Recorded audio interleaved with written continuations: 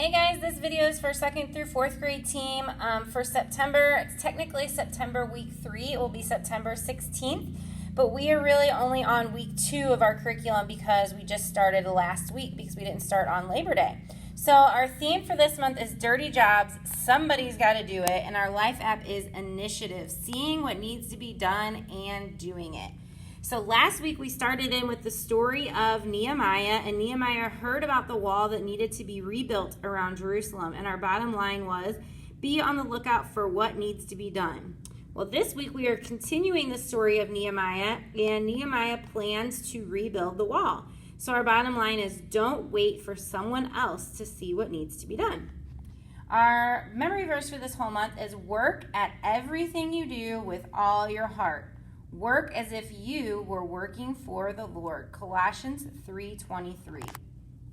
So then heading over to our leader guide, please be sure that you arrive at 8:30 and 10:30 if you are serving this weekend.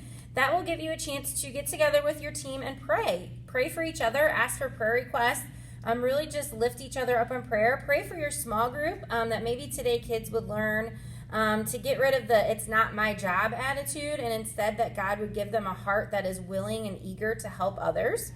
And just be praying for their families as well. Then when kids start to roll in at 8:40 and 10:40, ask about their week. Make sure you know everybody's name. Make sure you're helping any new students to feel very welcomed.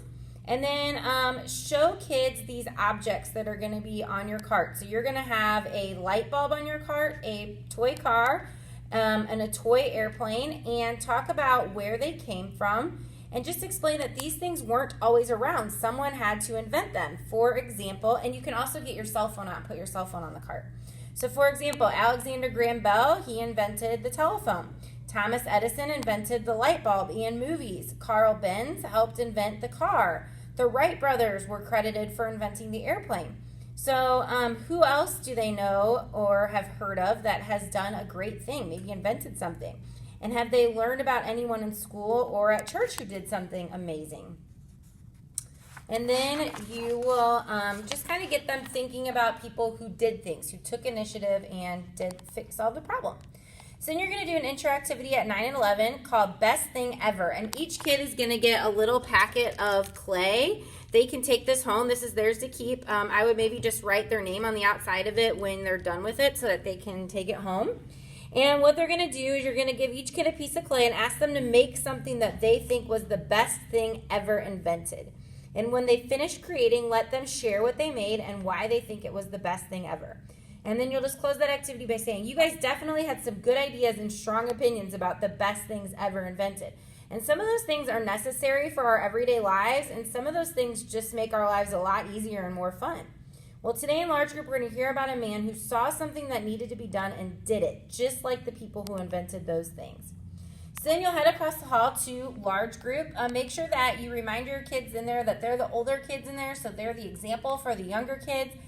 They need to be listening to the story. Help them to do that. Help them to worship and sing along. Even if they're not doing the motions for some of the older boys, just remind them that they're still worshiping and praising God so they can still sing along. Then when you get back from large group, you're going to do an activity called Imagine If. So you'll need your colored pencils or markers or crayons, and each kid will need a blank piece of paper. And what you're going to do is you're going to help the kids imagine what would happen if things hadn't gone the way they did in the story. So first you're just going to talk. What if Nehemiah's family hadn't moved away? What if the king hadn't given Nehemiah permission to leave? All these what ifs, and see if kids can come up with some answers to them.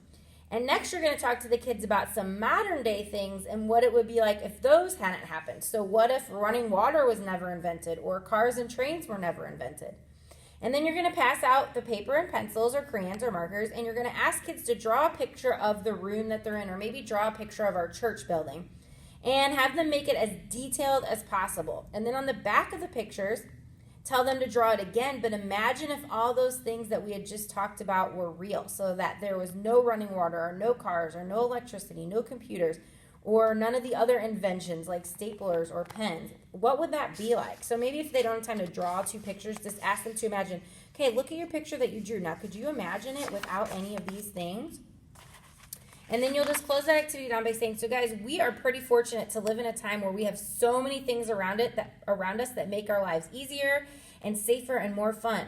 When Nehemiah rebuilt the wall, he took initiative because he knew that he could make his city safer. And his story reminds us of our bottom line. Don't wait for someone else to do what needs to be done. If Nehemiah had waited for somebody else to do it, that wall might have never gotten rebuilt. So just like the person who invented electricity, if they hadn't done that, we might be sitting here in the dark or with candles. So then make it personal. Tell kids about a time that you saw something that needed to be done and you did it without being asked. Like I know Jeff, who was our storyteller last weekend, said that his dog threw up in the middle of the night, and instead of putting it off or having his wife do it, he saw what needed to be done and he did it. So when I did that, even though no one asked me to, it felt good because I knew it needed to be done and now it was taken care of. So this week, try to keep an eye out for ways that you can help too, even if you don't have to. So then for the memory verse review, it's called Work For It. So what you're going to have is these little pages that have the memory verse on it with work really big. And then I'm going to let this be up to you guys because this is a little tricky. And if I were a small group leader, this activity would not be my cup of tea. And especially maybe for some of you guys, you know your groups maybe with boys or with younger kids. This might not be your cup of tea either. So I'm going to give you a choice. You're going to practice the memory verse together as a group. And for some of you, that might be it. Some of you might say, I'm going to practice the memory verse, we're going to practice it with motions, and we're going to trace the word work with our finger. Some of you who feel like your groups can handle it, you think it would be good, you're going to have this red construction paper, and you're going to have kids cut out tiny little blocks or bricks. Using the red construction paper, they can tear it or they can cut it, and then they're going to glue on the word work, and they're going to put the little construction paper pieces along the word work where they put glue. So it's like they built bricks with the word work. And then, so if you feel like your group can handle that and you want to do that, go for it. If not, it's okay to skip that part for sure. And then you're just going to close out by saying, so guys, work is not always fun. Sometimes it can be something that's boring or gross, or sometimes we just really don't want to do it. But work is also important for many different reasons, and often it helps our lives run more smoothly, or it helps us help someone else, or it helps us earn money. So even though we might not always want to do the work, sometimes we just have to do it. And a great way to work is if you're working for God. So don't wait for someone else to do what needs to be done. So again, your choice if you want to do the construction paper. I'll have it on your cart. If not, no big deal. Then there's some optional small group discussion questions about this part of Nehemiah. Those would be great if you want to bring a snack or some suckers or something for your group to enjoy together while you talk about those. Or you can just roll a ball back and forth on the floor as you talk about it, whatever it might be. Optional. That's you got to think about that beforehand, and if your group can do that. Then you can close with prayer. So you'll just need your Bible. So you're going to have your Bibles, and you're going to practice opening up to the book of Nehemiah in the Old Testament.